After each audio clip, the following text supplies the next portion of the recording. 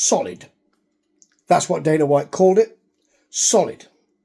But is that enough for the first Zuffa Boxing event? No. And the reason being is because of what's gone before. All this kind of discussion about it being a new boxing force, changing the boxing world, and then the feeling that expectations were to be dampened as that event approached. Now, all of this expectation, the febrile stuff, is around people like me commenting on it. But at no point did Zuffa Boxing say, whoa, just a minute. We're a boxing event. We're not a razzmatazz event.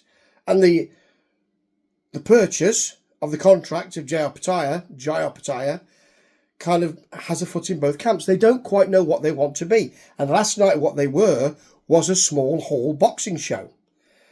There were no pyros.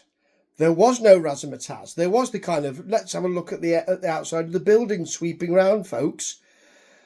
But on those early boxing bouts, you had empty seats towards the front. The boxers arrived without any fanfare. The only person that had any kind of fanfare was Jaya Pataya, who, when he was announced, because he was at ringside, when he was announced, they showed him fighting, and that's what looked different.